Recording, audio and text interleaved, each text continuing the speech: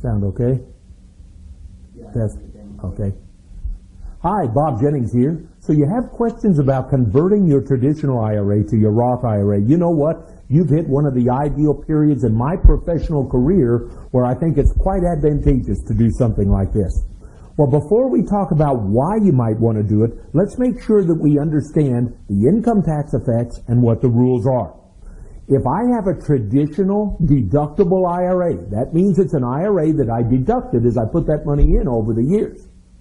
The rule has always been that I deduct it when I put it in, but I will pay tax on everything that I get out. Well, with a Roth IRA, there was no deduction when I put it in, but I won't pay any tax when I get it out. Somehow, if I can convert that deductible IRA that I deducted when I put in to a Roth IRA that I'll never pay tax on when I get out, this seems like an ideal situation. Well, we need to make sure we understand the rules, my friends. When I convert a traditional IRA to a Roth, I have to worry about two things: income tax and penalty. Well, let's get the easy one out of the way. Let's make it real clear. If you convert your traditional IRA to a Roth IRA, there is no penalty. I don't care if you're 109, 9, 99, or 39, there is no penalty when you convert your traditional IRA to a Roth IRA. That was one of our two taxes. The second tax, however, is income tax. When you convert a traditional IRA to a Roth, what happens is whatever dollar amount you have chosen to convert gets added to income on your return. Now, that does not necessarily mean that you're going to have income tax, but it does mean that you're creating income that you may have to pay tax on. Now, if you notice, I was careful on the way I said that. If your income's real low, you may not have to pay tax on any of the amount. So what you do is you choose out of your traditional IRA any amount that you wish, none of it, all of it, or anywhere in between, and you convert it to a Roth IRA. When you do that, you're creating income, but not necessarily tax, but you do not have any penalty on that conversion. Okay, so let's do a simple example here. What if I got laid off this year? I have no income other than $20,000 I earned early in the year. My spouse doesn't work. We're living off of savings and borrowed money. If I convert $20,000 out of my regular IRA to my Roth, I will pay tax on the $20,000 I earned at my job before I was laid off, plus the $20,000 of conversion money, or a total of $40,000. Well, maybe you don't understand really the total tax effects, but as a CPA, I can tell you, a married couple with $40,000 of income, it's quite unlikely that they would pay any income tax whatsoever. So basically, they just hit a grand slam home run.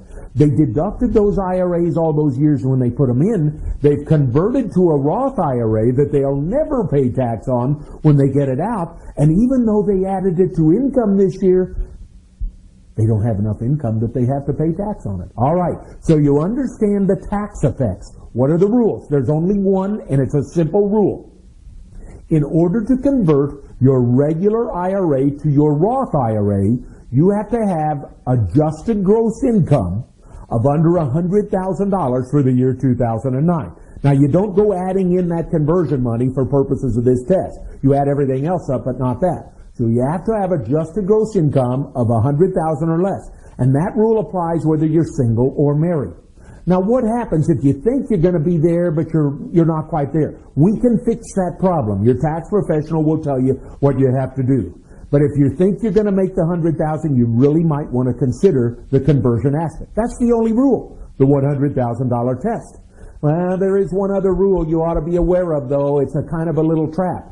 To convert for the year 2009, you have to have it done by December 31st of 2009. All right, so in order to convert my traditional IRA to a Roth, I have to have income, adjusted gross income under $100,000, single or married. By the way, if you're married filing separate, you're not allowed to convert. We better throw that one in there. So number one, I have to have income under $100,000, and number two, I have to have this done by December 31st. If I'm going to be close on the $100,000 test, talk to your tax professional about that one. Now, in the year 2010, a special rule comes into effect, because in the year 2010, at least as the law is written right now, They've done away with that $100,000 test. Now, folks, that doesn't mean that I'm suggesting you delay conversion. In just a minute, I'm going to give you the 2 or 3 reasons why you might want to convert. I still think if you qualify, this is going to be the year. But if you don't qualify, everybody will qualify in 2010. You've only got 2 tests, and they do away with one of them in 2010, that $100,000 test. All right. Well, let's come to the final big point, the big thing. Why would I want to do it? Well, first, we've already seen it.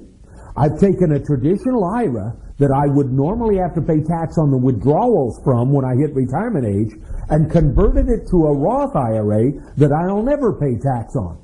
Now, I know you're thinking, yeah, but Bob, I'm going to have to pay tax when I convert. Maybe not if your income's too low. Here is what I really like, though. You know, our stock market is way down right now. If I convert my traditional IRA to a Roth, I'm going to add the income, the value of the IRA on the day I convert, when the stock market is way depressed. Not what I put in, not what it was worth last year. What I add to income is the value of that IRA on the day of conversion. What that means is I have a combination of a couple of factors here. I have a highly depressed IRA value because of the stock market decline. So when I add it into income, I don't pay tax. But here's the real home run. All future appreciation is in that Roth. And what did we say about a Roth? You don't pay tax when you withdraw money from a Roth. Look at our Roth IRA video for information on that. But what I've basically done is converted at a minimal cost, and I put all future appreciation in the Roth that I'll never have to pay tax on. Finally, the other big reason to convert is many people this year are going to have a very low income in the year 2009. Layoffs, downsizings, buyouts, retirements, whatever.